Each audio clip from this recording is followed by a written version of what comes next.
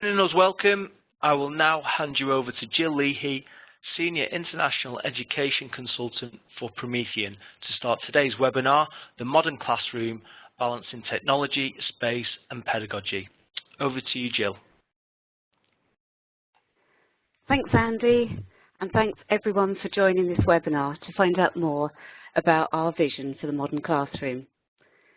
There can be no doubt that the world is changing and the future needs modern classrooms. But the modern classroom, or even the future classroom, is not a new idea. In my teaching days, I can remember setting project tasks to redesign the classroom way back in the 80s, and later on rethinking the space and the pedagogy in our school when we successfully became a technology college in the 1990s. Then just last week at the UK Academy show in London, I attended Stephen Heppell's inspiring session on enhancing the learning space and was reminded that modern classrooms have been visioned and trialled in schools over at least the last 40 years. So now to this century, my work at Promethean has involved several action research projects across classrooms where we've explored the new pedagogies and the new boundaries of the classroom that are now enabled by technology. One example is iTech, Innovative Technology for Engaging Classrooms, a 4-year pan-European project across 2,000 classrooms, which finished this year. So I'm excited at the opportunity today to share what Promethean know and believe of the modern classroom based on our own education experience and our research-informed work. We believe there are 3 key aspects of the modern classroom: the learning space, the technology, and the pedagogy, and how these are adapted to support the 4 catalysts of engagement, personalisation, collaboration, and feedback are critical for student motivation. I will raise some important issues to consider when making first steps towards reviewing the relationship between the space, technology, and pedagogy in your modern classroom. Sharing how some successful school leaders are overcoming barriers and reimagining their classrooms. Referring to the process that these school leaders are undertaking when designing their strategic implementations, while highlighting some of the very different modern classrooms emerging, from teacher training institutions to regionally inspired STEM labs, and to those designed by students. And finally, we will recommend some next steps, like reading our Modern Classroom ebook or talking further to one of our education consultants. So the modern classroom, it's created when 3 key elements come together in harmony. The space, that's the physical space and the virtual space. The pedagogy, and the technology. Each of these 3 elements has an important contribution to make. Education transformation projects have been known to fail to have the desired impact because one or other of these elements was missing. If we think about schools that focus on the pedagogy and the technology but disregard the space, the activity is likely to be constrained and the technology not fully exploited. For example, collaboration and active approaches are difficult, near impossible, if students are sitting in rows of desks facing the front. A classroom that just focuses on the technology and the learning space and disregards the pedagogy is likely to end up with the same old situation. Without adapting the pedagogy to take advantage of the new space and the technology, the class will do the same thing, maybe more efficiently and maybe more comfortably, but it is unlikely the outcomes will be different to before. And if the classroom focuses only on the pedagogy and the learning space and disregards the technology, the teacher will have to operate without the benefits of the efficiencies and the new approaches the technology can bring, and that will create extra workload for the teacher. So the modular classroom occurs then when we get the balance right between the space, the pedagogy and the technology.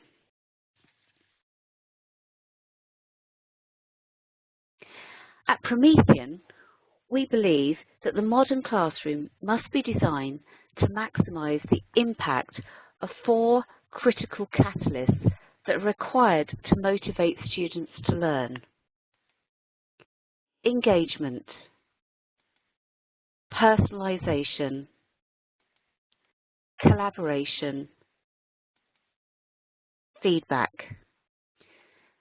These factors need to permeate the 3 essential elements of space, technology and pedagogy in the modern classroom.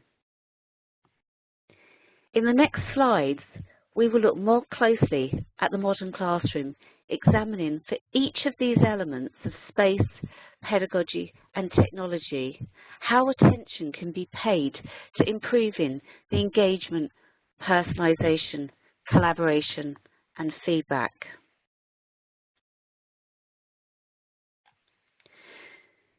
So key questions to ask when starting to consider the classroom space in relation to engagement.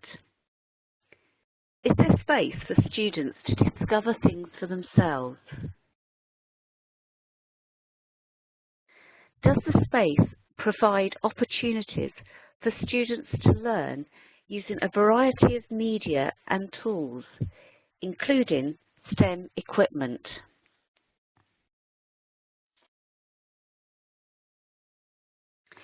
Now if we think about the space with regards to personalisation, ask yourself, does the space allow for the teacher to support personalised learning?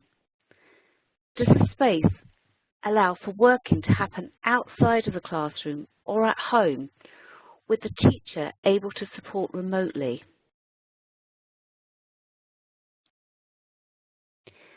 Now consider the space with regards to collaboration. Does the space easily and flexibly rearrange for different contexts? Does the space allow students to collaborate on a shared display, to share and record strategies towards solving problems? And now the space with regards to feedback. Ask yourself, is there an interactive learning space for students to share and comment on work? Can the students provide and receive different forms of feedback on work from peers and teachers in school and out of school? If you've got other suggestions on using space to motivate students, please don't forget to add them to the chat and we can review them later on in the session.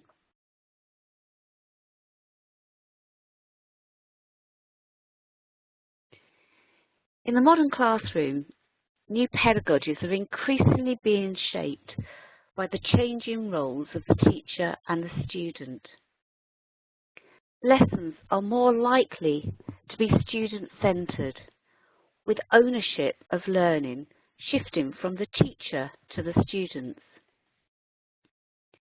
Key questions to ask when considering the pedagogy in relation to engagement are the students actively involved in constructing content and new ideas?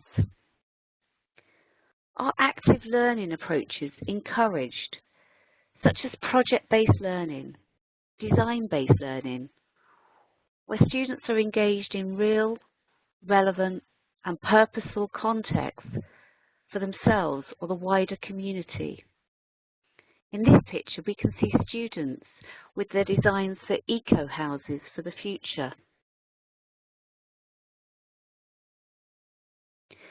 And now if we consider the pedagogy in relation to personalisation, we should ask, does the pedagogy allow for the learning to be flipped, with students studying outside of the classroom on personalised activities and assignments before they return to the main classroom for subsequent discussion and deeper exploration from their independent learning? And what about this more informal learning? How is it going to be promoted and recognised?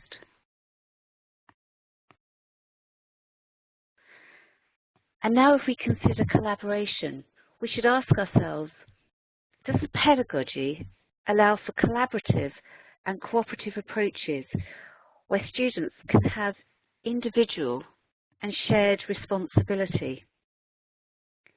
And does the pedagogy promote learning through social interaction?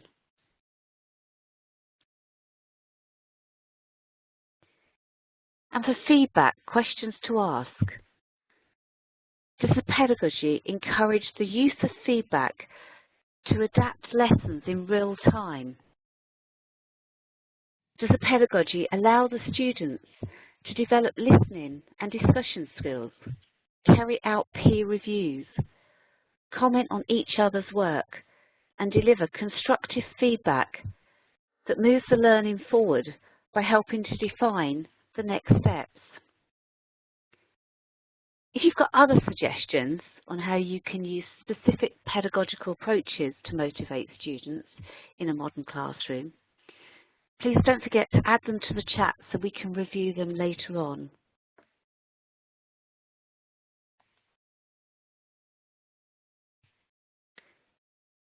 Since I started teaching back in the 80s, UK schools have seen an extraordinary transition from, in my case, a single BBC computer on a trolley for the whole department of 19 teachers to share, to a proliferation now of high-tech teaching aids and handheld devices. Students now expect technology to be integrated in the curriculum. Teachers and learners expect the faster and easier route to learning that technology offers. Employers and higher education institutions expect students to use technology throughout their lives. So there's no doubt students should be using and learning to use technology at school. However, technology use in schools has produced some disheartening results.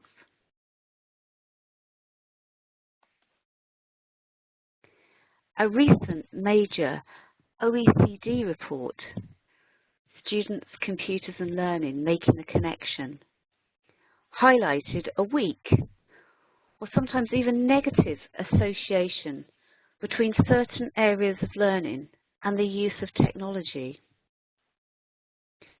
As important and credible as this report was, it was often misquoted, with headlines appearing such as "Don't buy computers for schools."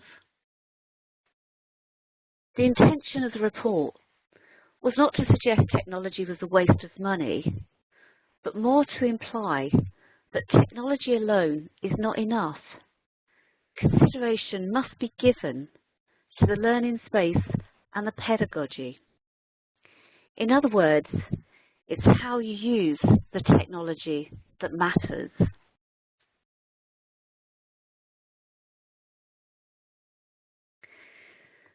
So what are those key questions we should ask when starting to consider the technology in relation to engagement? Well, ask yourself, does the technology allow students to interact with the learning content? Does the technology provide different ways to generate, examine and analyse real-life data?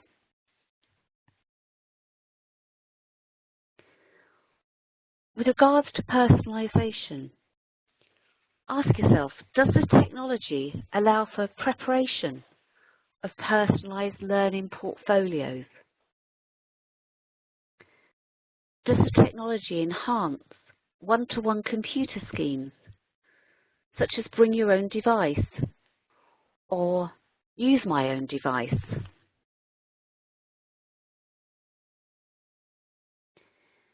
And technology in relation to collaboration. Ask yourself, does the technology accommodate online and out-of-school learning?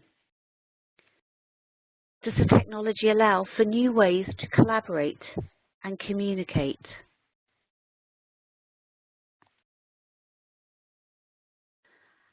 And then the technology in relation to feedback. Does the technology allow in-the-moment feedback for formative assessment and for promoting classroom dialogue? Does the technology allow for periodic feedback to capture, track and record progress against assessment criteria? If you've got other suggestions on how you can use specific technological approaches to motivate students in a modern classroom, please add them to the chat. I'm now just going to pause and just go to Andy and ask if we've got any comments or questions coming in so far in the chat. Thanks very much, Jill. We've had one question through from Katrina, who's asked about the TPAC model that has three aspects: technology, pedagogy and content. And she's asking why content isn't included in our model. Yeah, good question. I mean, the TPAC is a great resource, and that focuses very much on the knowledge that teachers require for technology integration in their teaching, whereas our model is focusing very much on what the classroom needs to integrate technology. So content, however, though, I think is absolutely crucial, and it's something we should consider alongside our three key elements. If we think about the space, we should be thinking about how the space allows for creating content, how we can make things, how we can animate, how we can do robotic experiments. And we should think about the technology. I mentioned there being able to interact with the content, you're getting real life data, being able to use programming. And again, with the pedagogy, the content, does it support real and relevant content for the students? Does the pedagogy allow the content to be personalised very much towards the student needs? So, you know, I would see content as not something we've left out, but something that's actually in all three of our key elements.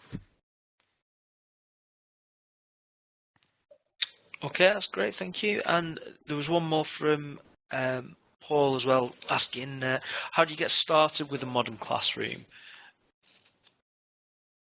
So I guess he's asking, you know, for some actual tactics that he can apply. You know, what would your recommended first steps be? Okay, that's actually great, because that leads us into the next part of the presentation, where we look at how school leaders have gone through imagining their new classrooms and the steps that they've taken. So unless there's anything else, I'll go into the next part of the presentation, Andy, which I think will address Paul's question. Okay, that's great. Yeah, there's no other questions, then we're good to go.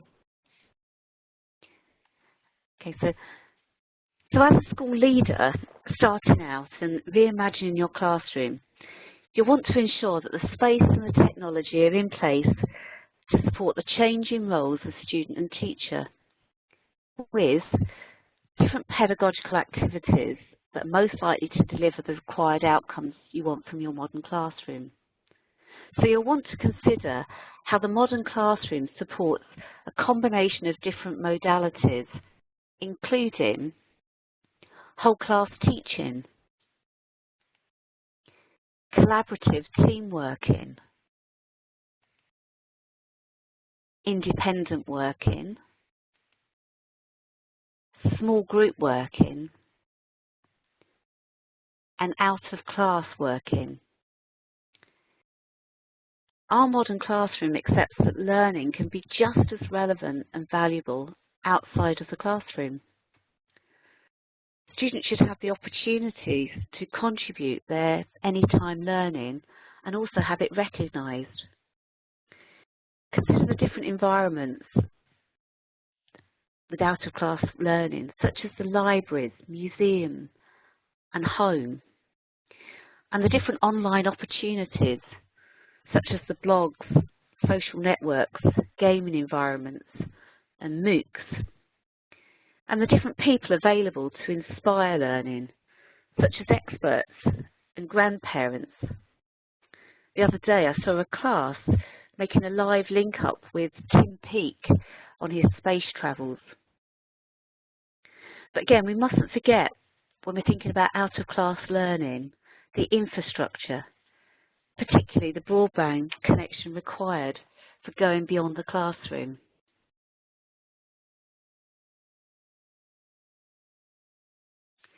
So last year I was privileged to work with 12 European school leaders who'd been identified for their excellent leadership of school transformation. They were all very different, with different leadership styles and different school contexts, but there were clear commonalities in the stages and the steps that they followed when they were designing their new classrooms.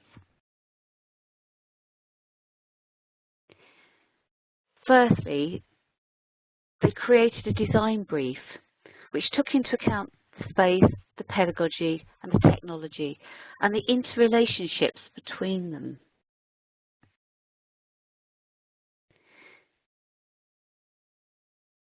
They made sure they engaged all the stakeholders, the pupils, the staff, teachers, governors, parents, suppliers, and they made sure that all these stakeholders understood and supported the design brief.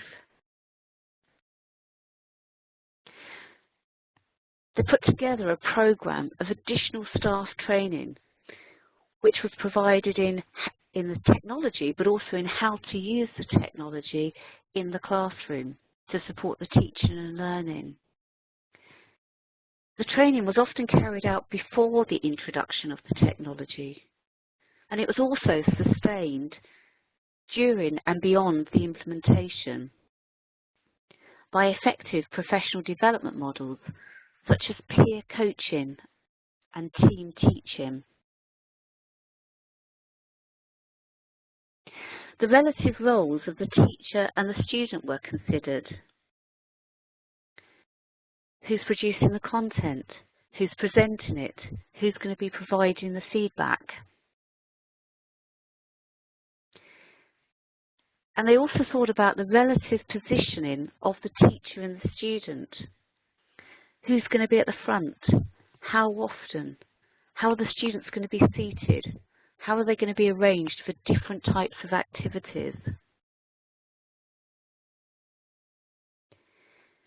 And there was also agreement over the methods of learning that were going to be used in the classroom.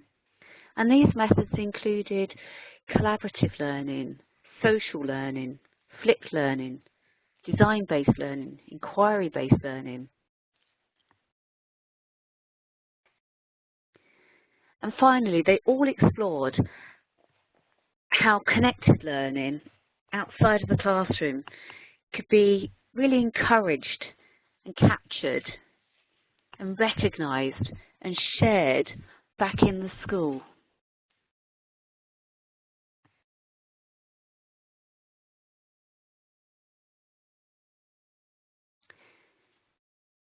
At Promethean, our global consulting team can support school leaders and school groups when reimagining their classroom through defining and measuring what effective use of technology looks like, through tailoring a professional development plan, and through the use of customised toolkits. The Future Classroom Toolkit was originally piloted in the ITEC project and has since been adapted in other Future Classroom Lab and Erasmus Plus projects. This toolkit provides a series of activities, processes, resources, tools and guidance for innovating and reimagining the classroom at classroom level and at the wider school system level.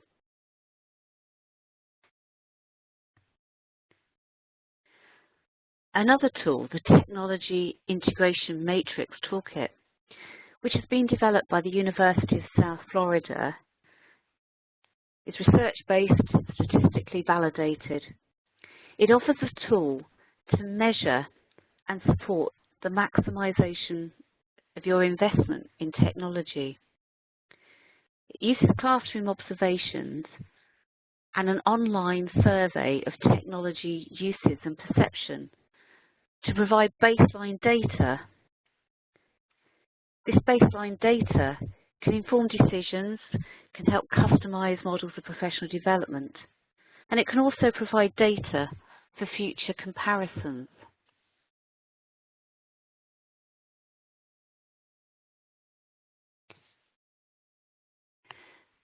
So let's take a look at some of these modern classrooms and where they are. So here's one in Setúbal in Portugal, and it was set up to address a very specific problem that the school had identified, the problem of disengagement of 11 to 14-year-olds in science and maths. The space was created not only to deliver active lessons using STEAM equipment and STEAM, science, technology, engineering, maths, art and mathematics, but also for teachers to collaborate across those curriculum areas, planning and learning from each other. The teachers are encouraged to plan curriculum topics together and team teach using inquiry-based approaches.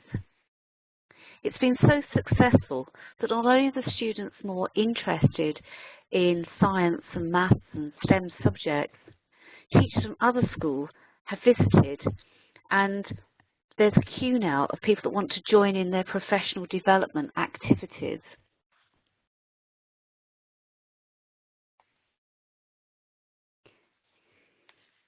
If we go to Italy now, there's a national initiative called the PON, P-O-N, which promotes innovation in Italian schools with funding for modern classrooms. And these are starting to take shape across the country.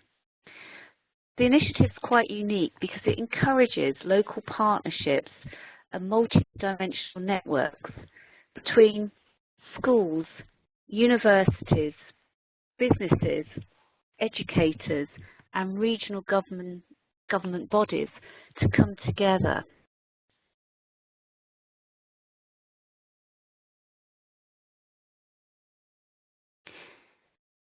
Now if we go to teacher training, it's well documented that teacher competencies are at the heart of an effective education system. And yet, the European Commission's Opening Up Education Communication in 2013 highlighted that 6 teachers out of every 10 have not received any training on how to use ICT in the classroom. The European Commission's Survey for School, ICT in Education, then recommended that ICT training should be made a compulsory part of all initial teacher education programs. But sadly, it was only a recommendation and not mandatory. So it's great to see that places like the Future Teacher Education Lab project at the University of Lisbon is leading the way on researching and implementing strategies for initial teacher technology education that can promote innovation in classroom practice.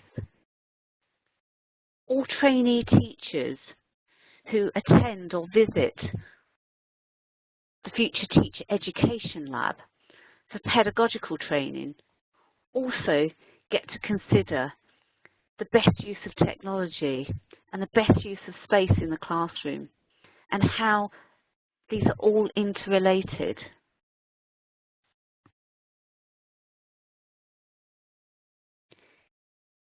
And finally, we have the Montifloor Learning Lab, a modern classroom designed for project-based learning where students develop skills that will allow them to learn and grow and live in an increasing technological, collaborative, interactive global world.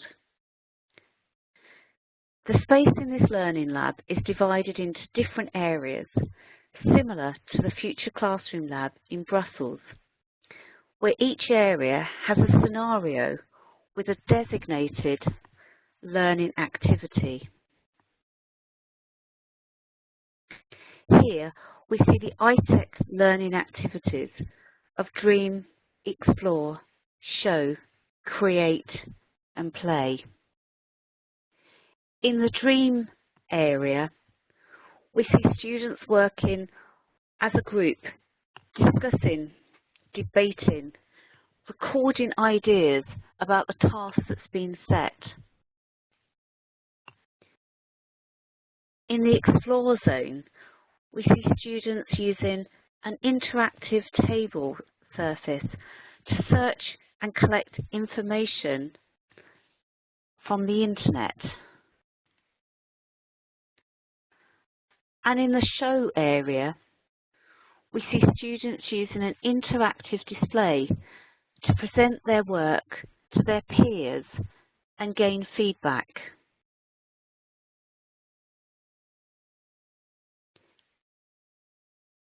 And in the create area, we see students collaborating to create different resources from using computers or Lego or robot or other digital media tools. And finally, we have a play area where gamification is used to develop students' problem solving, logic and critical thinking skills.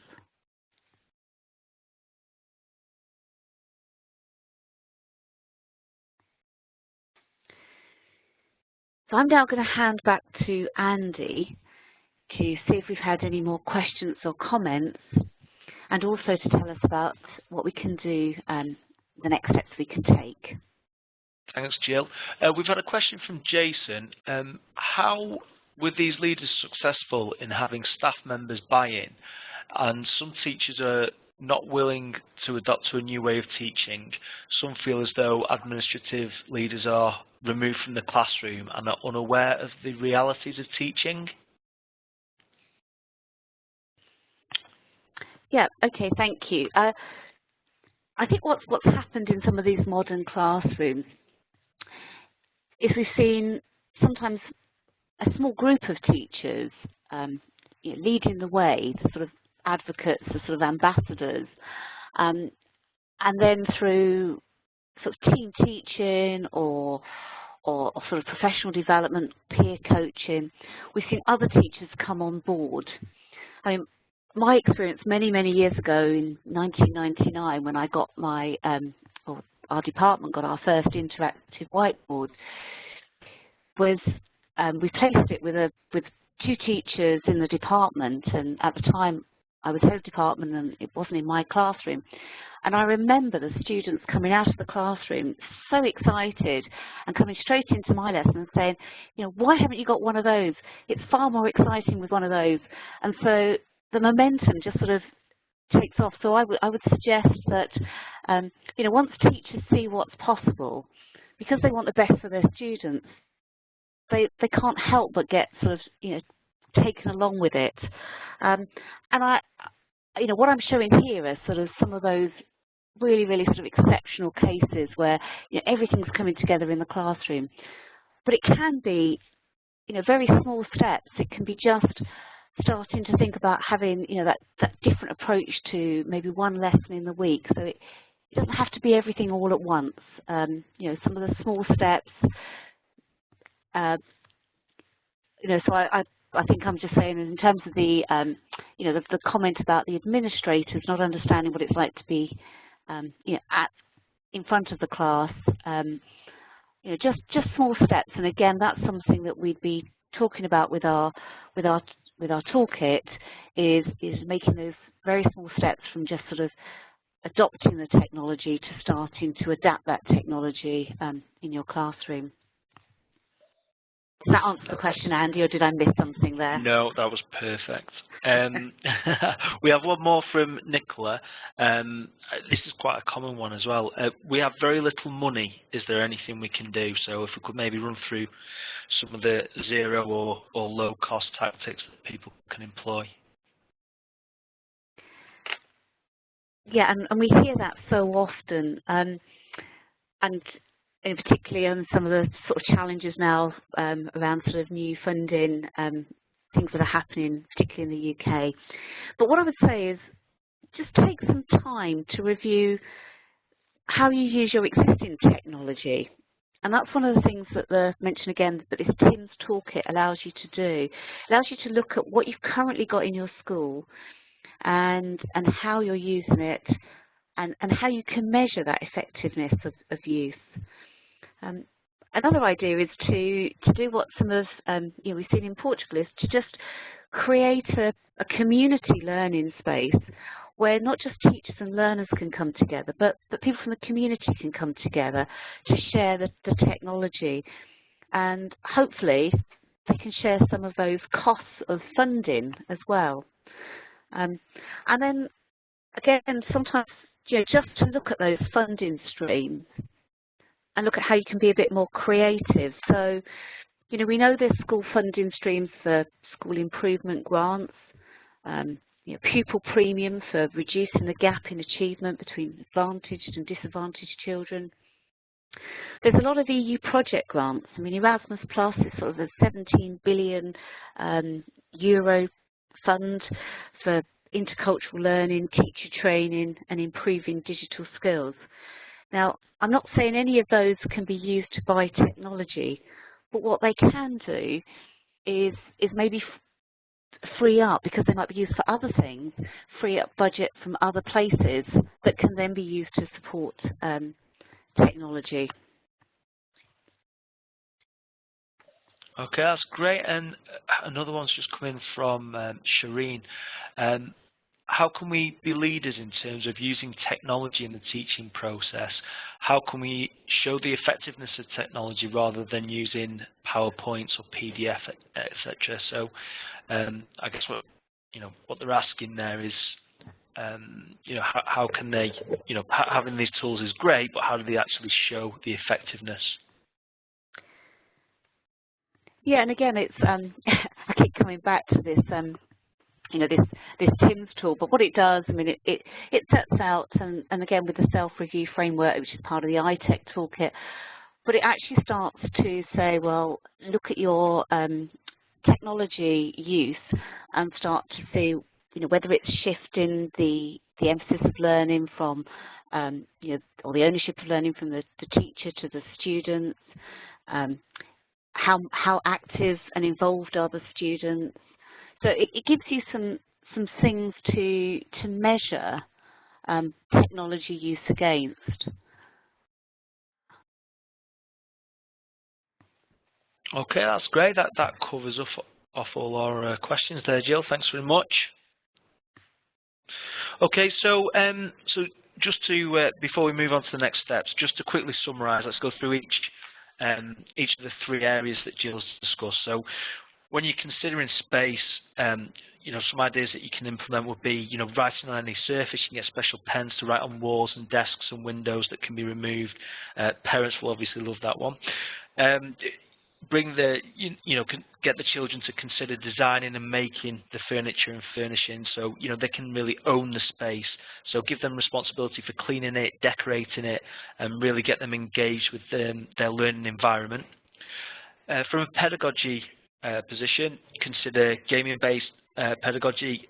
Gill mentioned gamification, which is common across a number of environments, and you can also involve the students in setting their own goals and their own learning tasks.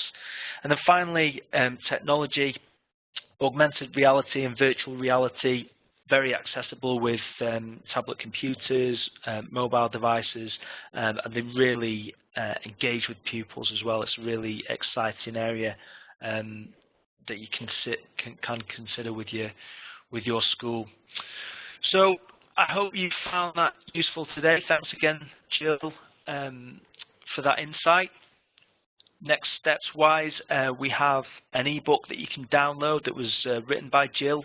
So just visit http://bit.ly/mod-class-ebook, and that's free to download. And you can also visit the perspective section of prometheanworld.com, and that contains useful advice and information. And you may or may not be aware that Gill is also available on a consultative basis. If you would like to contact her to discuss the options there, you can email her consulting@prometheanworld.com.